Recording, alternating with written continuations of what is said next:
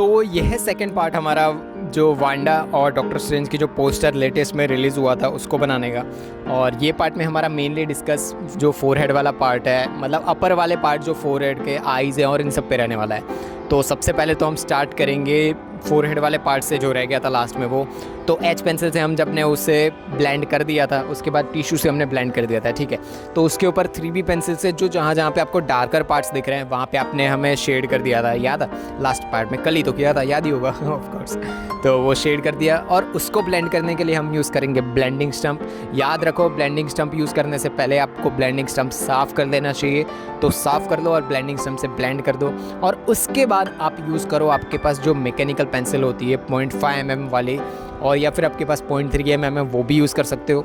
0.3 mm best रहेगी क्योंकि उससे बहुत छोटी छोटी डिटेल्स बना पाएंगे आप। और जितना हो सके आपके पास जो रेफरेंस पिक्चर है उसको जूम करो। आपके पास जो गैलरी एप्लीकेशन है वो आपको अलाउ नहीं करेगी आपके पिक्चर्स को बहुत ज़्यादा जूम करने के लिए।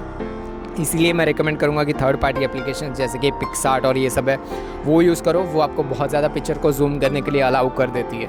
तो जूम करो और जो एक बॉक्स है उसमें कितनी डिटेल्स दिख रही है वो देखो। तो फोरहेड वाला पार्ट है उसको जब जूम करोगे तो उसमें बहुत छोटे छोटे पोर्स, जो स्किन में अगर आप खुद की स्किन को भी देखो तो उसमें बहुत छोटे छोटे पोर्स और छोटी छोटी डिटेल्स आपको दिखेगी। तो वो डिटेल्स और डायरेक्शंस आपको फोकस करना चाहिए कि एक जगह पे कैसे जा रही है। जैसे नोज़ वाला जैसे डायरेक्शन होती है, स्किन की डायरेक्शन होती है, स्किन में जो पोर्स और ये सब होते हैं उसकी भी डायरेक्शंस होती है। तो देखो कि फोरहेड की डायरेक्शन कहाँ जा रही है, फोरहेड में जो पोर्स है उसकी।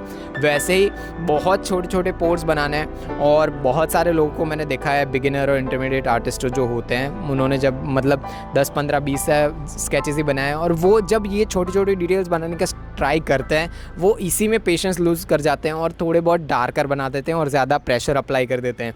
आपको हमेशा ध्यान रखना चाहिए कि जब पोर्स बना रहे हो आप छोटे छोटे, उसमें जब भी आप थोड़ा बहुत प्रेशर अप्लाई कर दोगे या फिर थोड़ा बहुत डार्कर बना दोगे उसे, तो वो दिख के बाहर आ जाएगा। जैसे आपके पास कहाँ मतलब फेस पे पिंपल्स हो जाते हैं, थोड़ा बहुत डार्कर एरियाज हो जाते हैं, वैसे नहीं बनाना है। स्किन पोर्स कभी दिख के नहीं आते हैं, आप आपके जो स्किन है उसको जाके पास जाके देखोगे तभी वो दिखते हैं। तो ऐसे ही छोटी छोटी डिटेल्स बनानी है आपको मैकेनिकल पेंसिल से।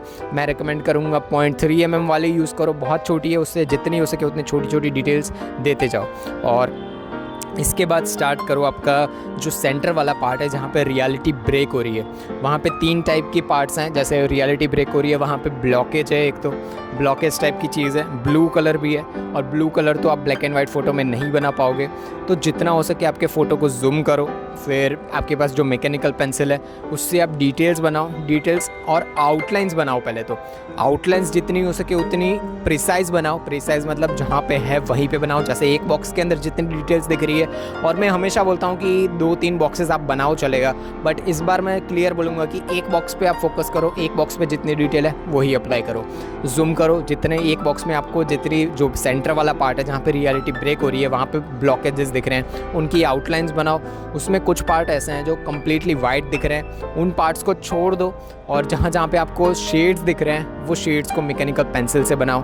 याद रखो आपको प्रेशर अप्लाई नहीं करना है, क्योंकि प्रेशर अप्लाई करने के लिए हम बाद में वो चीज़ यूज़ करेंगे। तो स्टार्टिंग ही है तो आउटलाइन बना दी, उसके बाद शेड कर दिया जहाँ जहाँ पे आपको दिख रहा है वहाँ पे। देन आप यूज़ करो जो सबसे छोटा वाला आपके पास ब्लेंडिंग स्टम्प होता है उसका यूज़ करो। उससे सिर्फ जो शेड वाले पार्ट्स थे, जो ब्लॉकेजेस हैं, मैं उनकी बात कर रहा हूँ, जहाँ जहाँ पे आपको शेड्स दिख रहे हैं वहाँ पे आप ब्लेंड कर दो आपके ब्लेंडिंग स्टम्प से। उसके बाद आप यूज़ करो मोनो इरेज़र। मोनो इरेज़र से जहाँ जहाँ पे आपको हाइलाइट्स और थोड़ा बहुत वाइटर पार्ट दिख रहा है वहाँ पे आप हाइलाइट्स बना दो। देन अगेन जहाँ पे आपको कम्प्लीटली डार्कर जैसे ब्लू कलर है तो कहीं कहीं पे ब्लू थोड़ा बहुत फेड हो रहा है तो वो पार्ट को आप वैसे का वैसा रहने दो। पर जहाँ पे कम्प्लीटली डार्क ब्लू दिख रहा है वहाँ पे आप आपके पास जो पेंसिल है वो मैकेनिकल पेंसिल यूज़ करो, क्योंकि उसको आप बार बार शार्प नहीं भी करोगे तो भी डिटेल्स दे पाओगे, उससे आप वो डार्कर ब्लू बना सकते हो।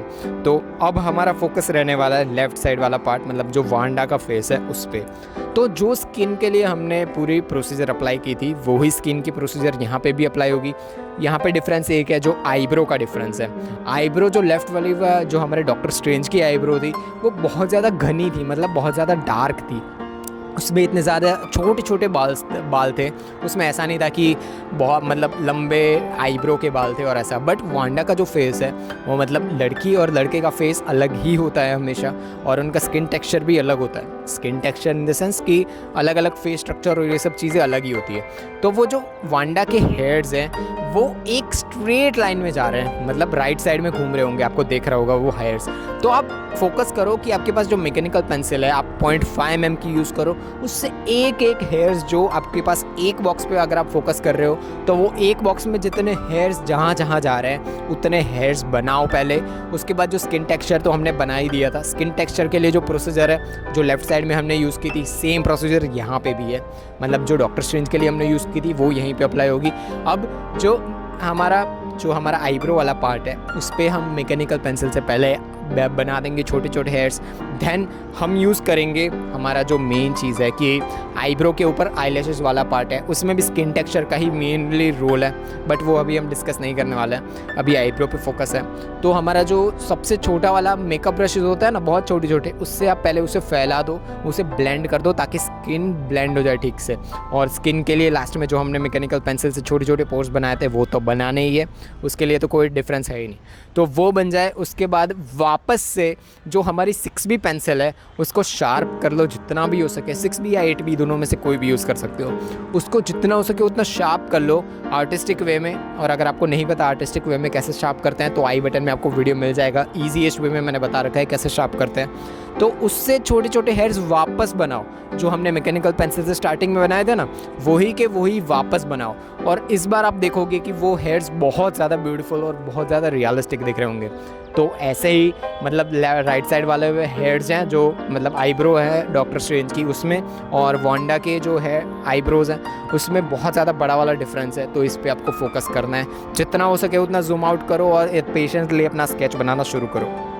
अब जो राइट साइड वाला मतलब जो वांडा का, अब जो लेफ़्ट साइड वाला वांडा मेनली चीज़ है क्या है कि जो डॉक्टर स्ट्रेंज का फेस है ना उसको ब्लेंड करके उसके बीच में लेफ़्ट साइड में वांडा मतलब डॉक्टर स्ट्रेंज का जो फ़ोटो है उसमें ब्लेंड करके वांडा का फ़ोटो डाल रखा है। तो लेफ़्ट साइड में से भी एक वो जो बोल सकते हैं कि रियलिटी ब्रेक होता हुआ जो सेंटर में हमने बनाया था ना, वैसा ही सेम प्रोसीजर यहाँ पे भी है।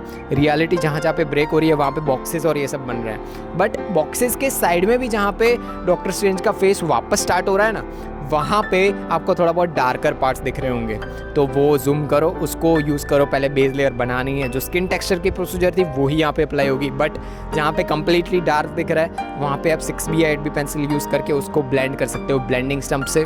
और जो राइट साइड में हेयर्स से सेम प्रोसीजर लेफ्ट साइड वाले हेयर्स में भी होगी।